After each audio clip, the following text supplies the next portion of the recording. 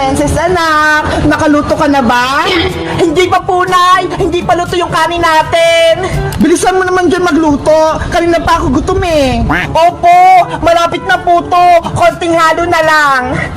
Pagtapos mo naman magluto, mag-igib ka ng tubig para makaligo na ako. Ano ba yan, Bebang? Ang dami mong utos. Pagod na nga ako dito eh. Nagreklamo ka ba, Princess? Diba? Maglalaro nga tayo ng baybahayan. Ako yung nanay at ikaw naman yung anak ko. Eh kasi, lagi mo akong inuutusan eh. Magpalit na lang kaya tayo. Ako yung nanay mo. Hindi naman sa ibagay, Princess, yung nanay eh. Kasi wala kang ngipin, kaya dapat ikaw yung anak. Ano ba yan? Tingnan mo nga, malaki na yung tiyan ko. Tapos malapit na akong mga anak, kaya bagay sa akin yung nanay-nanay. O sige na, papayag na ako. Ikaw na yung nanay, Bebang. Basta, bibigyan mo ako mamayang pera pambiling pagkain ha. Sige, ano Princess, luto na ba yung ulam natin? Opo, Nay, luto na po to. Magsasandok na lang po ako ng pagkain natin.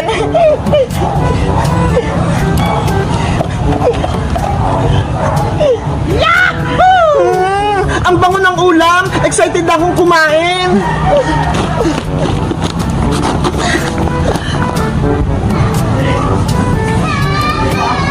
Eto na po na ya. Ay, ang galing mo na magluto, Princess. Pinakbit yung ulam natin. Nagluto rin po ako dito, Nay. Adobong manok. Ito ho. Wow, ang sarap niyan. Tara, kumain na tayo, Princess. Sige pa, kain na po tayo.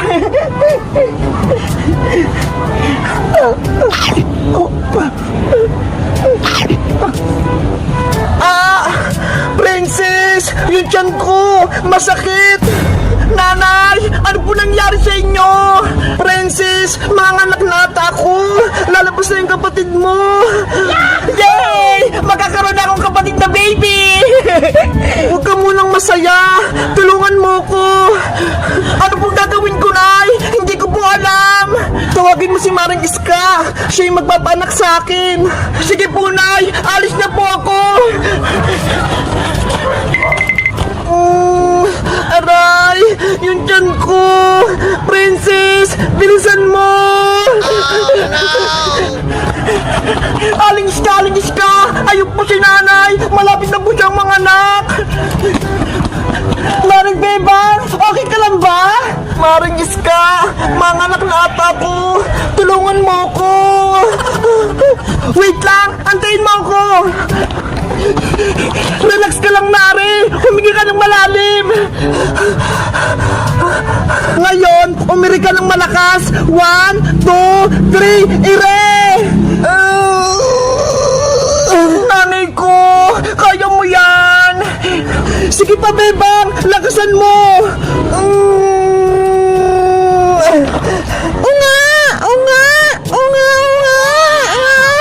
Maring Bebang! Lumabas na yung anak mo!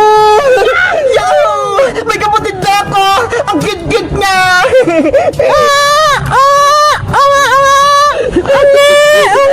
Maring Bebang! Lumabas na yung anak mo! Gumising ka na! Princess! Si nanay mo! Hindi na gumagalaw! Nanay! Hindi niya kinaya yung pag-iri. Kawawa naman si Maring Bebang. Wala na siya. Iniwan niya yung baby niya. Hindi pwede. Buhay pa si nanay. Nanay Bebang, wag mo kong iwan. Nanay Bebang, gumising ka dyan. Wag mo kong iwan. Nanay ko.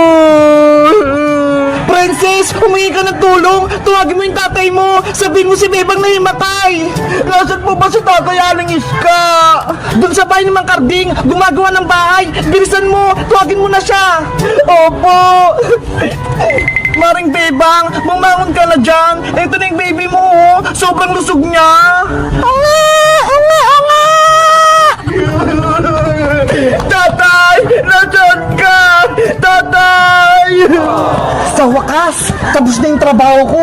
Makakauwi na ako sa bahay namin. Makikita ko na yung asawa ko, pati yung anak ko. Tati Boyong! O Princess anak, bakit ka tumatakbo?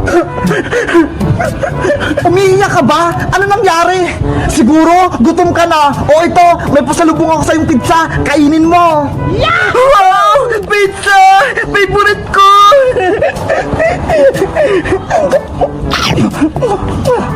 Sabi na nga ba, gutom na naman yung anak kong si Princess. Ang takaw-takaw talaga.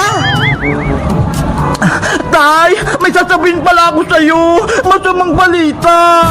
Ano? May masamang balita? Bakit hindi mo kaagad sinabi? Eh kasi, pinakain niyo ko ng pizza eh. Ikaw talaga, Princess. Inuna mo pa yung pagkain. Ano pala yung masamang balita? Si Nanay Bebang po, nanganak na. Kaso, hindi na siya gumising. Si Bebang kong mahal, nanganak na? Opo, Tay. Kaya umuwi na po kayo. Bebang kong mahal, nandyan ako. Tay! Antay! Bebang ko! Nasaan ka? Paring Boyong! Si Bebang! Nahimatay! Ayaw niya gumising! Oh no! Bebang ko! Asawa ko! Bumangon ka na dyan! Nandito na ako! Tay! Sabi po nila, kapag kinis mo daw yung hinimatay, gigising po siya! Oo nga paring Boyong! Ikis mo si Bebang! Baka mabuhay siya! Ano? Ikikis ko si Bebang? Ayoko no! Baka magalit pa siya! Huwag ka nang maarte Boyong! Naglalaro lang naman tayo eh! Sige na nga! Sabi niyo ha! Ayi! Ikis niya si Bebang! Bebang, huwag kang magalit ha! Ikikis kita! Ay, Boyong! Ano ginagawa mo? Aray ko! Ba't ka, Boyong? Ikikis mo ako? Hindi pwede, no?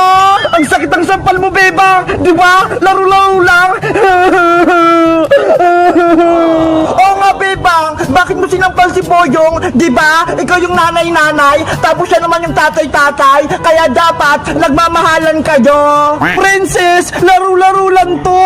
Bawal yung kiss! Magagalitan tayo ni nanay! Sabi kasi ni Princess, ikikis kita eh! Paig ka makikis ni Boy ng Princess? O sige, ikaw na yung nanay-nanay kung gusto mo! Ayoko din oh! Kadiri kaya! Ew! Huh? Ops! Tama na yung away yung tatlo! Ituloy na natin yung paglaro! O Bebang oh! Ito na yung baby mo! Baby ko! Ang cute-cute mo! Ikaw naman Boyong, gumawa ka na ng baybayin nyo para masaya kayong pamilya! Okay! Kukuha lang ko ng kahoy pang paggawa ng bahay! Yay! Tuloy na yung laro namin! Nanay Bebang, ako na magawa kay baby! Eto Princess oh, ingatan mo tong kapatid mo! Baby, matulog ka na! Ako yung ate mong maganda! Si Princess daw, maganda! Maganda naman talaga ako ha! Di ba Tatay Boyong? Oo, manang-mana ka sa akin Princess! Nye! Boyong, bilisan mong gumawa ng baybayan natin! Yung anak mo ho, umiyak na! Saglit lang naman, Bebang. Malapit na to. Itatayo ko na lang tong poste na baybayan natin. Tatay Boyong, tapusin mo na yung baybayan natin. Gusto ko na kumain at matulog. Eto na, binibilisan ko na. Kaya nga Boyong, uulan na ho. Mababasa tayo kung wala tayong bahay. Kawawa si baby. Ano ba yan, Bebang Princess? Minamadali niyo ako. Ang hirap niya gumawa ng baybayan.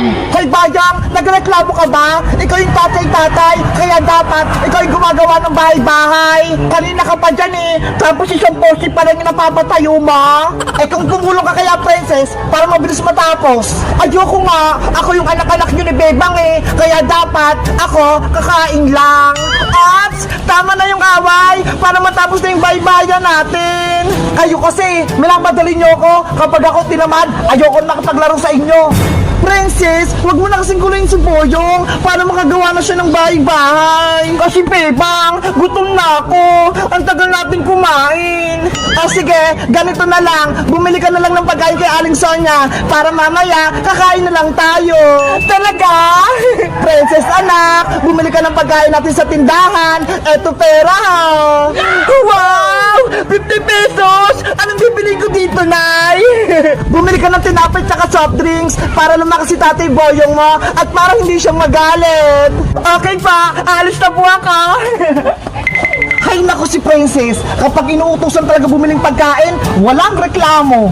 Hayaan mo na siya, Boyong. Tapusin mo na lang yung baybayan natin. Si baby, oh, umiiyak. Baby anak, huwag kang mag-alala. Tatapusin ko lang yung bahay natin. Panoorin mo kung magkarpentero, ha?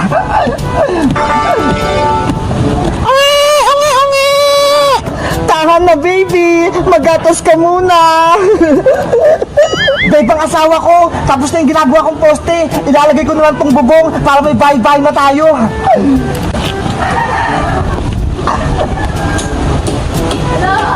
Mag-ingat ka, Boyong, ha? Para hindi ka madisgrasya. Ang sweet ng mo ng asawa ko. Siyempre naman. Aling Sonia, pabili pa. Princess! Naku, si nanay. Princess, saan ka na naman galing? Kayo na pa kita hinahanap, ha? Saan ka na naman gumana? Doon lang po ako sa likod bahay nila, Bebang Nay. Naglalaro lang po kami ng baybahayan. Hapon na? Hindi ka pa uuwi? Ano, uuwi ka ba? O dito ka lang sa kalsada titira? Uuwi rin po ako mamaya, Nay. Tatapusin ko lang po yung laro namin. Kapag nagmerienda na po kami, uuwi na ako. Siguraduhin mo lang. Kung hindi, malalagot ka talaga sa akin. Opo. O siya, alis muna ako. Pupunta ako ng palengke. Bibili ako ng ulam. Ingat po kayo, Nay. Wala na si nanay. Aling Sonia, pabili po ako ng tinapay. Bebang, asawa ko, ayos na yung bahay-bahayan natin. Tignan mo. Wow, ang laki ng bahay-bahay natin. Ang ganda ba? Matutuwa yung anak natin si Pence nito, panigurado. May bahay-bahay na tayo. Salamat, Boyong. Gumawa ka ng bahay-bahay. Ang sipag mo talaga. Walang anuman, basta para sa pamilya ko, sisipagan ko. Bebang, pumasok ka na sa loob para makita mo. Ang ganda! Ang luwag-luwag! Ang sarap tumira dito! Yuhu! Malapit na tong malutong lechon namin. May ulam na kami ni Princess pati ni Bebang. Boyong, kakain na ba tayo? Gutom na kami ng baby natin. Konti na lang to, Bebang. Maluluto na tong lechon. Yeah! Wow! Ang sarap naman ng ulam natin. Lechon! Saan mo naman nakuha niyang baboy? Nakita ko dyan, oh, sa may gubat. Kumakain ng damo. Kaya hinuli ko gamit tong sibat. Ang galing naman ng asawa ko. Marunong na nga siyang gumawa ng bahay-bahay. Tapos, magaling din siyang manghuli ng lechon. Aba, malakas ata ito. Kahit dinosaur, hulin ko. Wala naman dinosaur eh. Niloloko mo talaga ako, Boyong. Bebang, nasan pala yung anak natin si Princess? Bakit hindi ko siya nakikita? Inutusan ko siya bumili ng tinapay tsaka soft drinks kay Aling Sonia. Malapit na yun umuwi. Tamang-tama, pagbalik ng anak natin si Princess, kakain na tayo.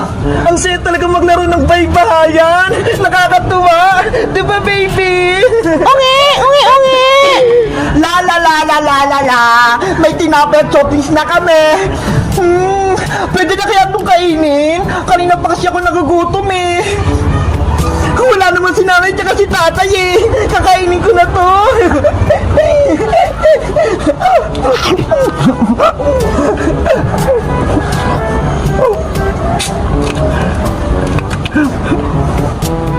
Wow! Bebang, luto na yung lechon.